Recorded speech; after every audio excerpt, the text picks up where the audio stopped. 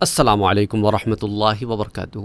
Engineer محمد علی مرزا اور اس کے جیسے بہت سارے لوگ جو کبھی ذاکروں کے نام سے آ جاتے ہیں، کبھی کوئی مفتیوں کے نام سے آ جاتے ہیں، ان سب سے ایک ہی سوال ہے جب یہ صحابہ کرام رضوان اللہ تعالی علیہم اجمعین کے بارے میں بات کرتے ہیں، اور بعض تو رافضی جو ہیں وہ کہتے ہیں ہم تو صحابہ کو کچھ برا بھلا نہیں کہتے، کیونکہ وہ ان کو صحابی ہی نہیں سمجھتے جن کو برا بھلا کہتے ہیں۔ اس بات کو سمجھیں آپ، انہوں نے اکثر صحابہ کو دین سے باہر نکال دیا ہے رافضیوں نے، یہ بھی آپ کو میں بتاتا چلوں، شاید آپ کو علم بھی ہو۔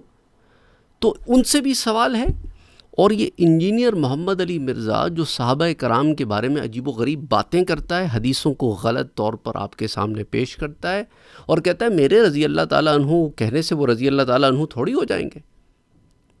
اور قرآن کریم بڑا واضح ہے اس بارے میں کہ اللہ تعالیٰ نے کیا فرمایا ہے کہ اللہ سب سے راضی ہے جو فتح مکہ سے پہلے اور یا فتح مکہ کے بعد، دونوں کیٹیگریز آف صحابہ۔ بے شک قرآن اس بات میں بڑا واضح ہے کہ دونوں ایک لیول پر نہیں ہیں، لیکن اللہ دونوں سے راضی ہے، اور ان سے بھی راضی ہے جو ان کی اتباع کرتے ہیں، اور ڈیفینیٹلی ان کو برا کہنے والے یہ لوگ ان کی اتباع کرنے والوں میں داخل ہی نہیں ہیں۔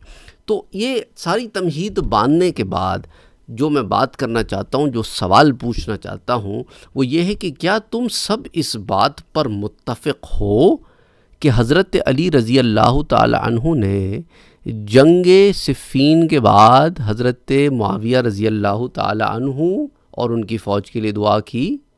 اس پر میں آپ کو روایات پیش کر چکا ہوں۔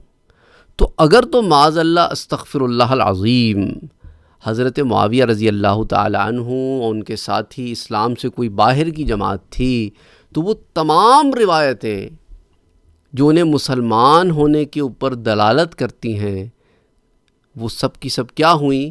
اسلام سے اگر تم انہیں باہر کا سمجھتے ہو تو پھر ان روایتوں کا کیا کرو گے؟ کیا حضرت علی رضی اللہ تعالی عنہ کافروں کی بخشش کی دعائیں مانگ رہے تھے؟ آگے چلتے ہیں ذرا سا۔ حضرت حسن رضی اللہ تعالی عنہ اور حضرت معاویہ رضی اللہ تعالی عنہ کے درمیان معاہدہ ہوا؟ اس سے تو آپ میں سے کوئی انکاری نہیں ہے نا، نہ رافضی انکاری ہیں، نہ مرزے انکاری ہے، نہ مرزے کے فالوورز انکاری ہیں۔ تو کیا امام حسن رضی اللہ تعالی عنہ نے اس امت مسلمہ کو کی ساری باغ ڈور اور ساری کی ساری ذمہ داری ایک ایسے شخص کے ہاتھ میں سونپ دی جو رافضیوں کے مطابق مسلمان بھی نہیں تھا، اور انجینئر مرزا ٹائپ لوگوں کے مطابق جو ہے وہ صحیح معنوں میں اسلام پہ چلنے والا بھی نہیں تھا؟ ایک ایسے شخص کے ہاتھ میں امام نے، تو اس سے کیا ثابت ہوا کہ ان سے بڑا گستاخ اہل بیت کوئی نہیں ہے، ان رافضیوں سے بڑا گستاخ اہل بیت کوئی نہیں ہے، اس انجینئر محمد علی مرزا اور اس کے فالوور سے بڑا کوئی گستاخ اہل بیت نہیں ہے، کیونکہ یہ اپنے آپ کو اہل بیت سے بھی زیادہ آگے کا سمجھتے ہیں، کہ گویا انہوں نے لوگوں کے دلوں کو چیر کر ان کے ایمان چیک کر لیے ہیں۔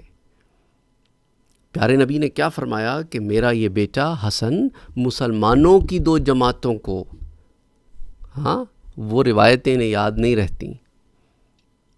تو بڑے ایک سوال ہے معصومانہ ان لوگوں سے کہ پھر آپ یہ بتائیں کہ کیا امام حسن نے مسلمانوں کی باغ ڈور ایک ایسے شخص کے ہاتھ میں دے دی جو بعض کے نزدیک مسلمان ہی نہیں اور بعض کے نزدیک اچھا مسلمان نہیں ہے؟ عجیب سی بات ہے نا، کہ ایک طرف تو امام بھی کہتے ہو اور اہل بیت کا چشم و چراغ بھی کہتے ہو، اور پھر یہ الزام بھی لگاتے ہو۔ تو یاد رکھو، شیشے کے گھر میں بیٹھ کر پتھر نہیں پھینکا کرتے، یا تو مان لو کھل کر کہ تم گستاخ اہل بیت ہو، کیونکہ تم ہو گستاخ اہل بیت۔ تمہیں نہ نبی سے غرض ہے، نہ تمہیں اہل بیت سے غرض ہے، نہ تمہیں صحابہ سے غرض ہے، تمہیں صرف اپنے نفس سے اور اس کی غرضوں سے غرض ہے۔ اللہ بچائے تم جیسے لوگوں سے، آمین۔ اللہم صلی علی محمد وعلی آل محمد۔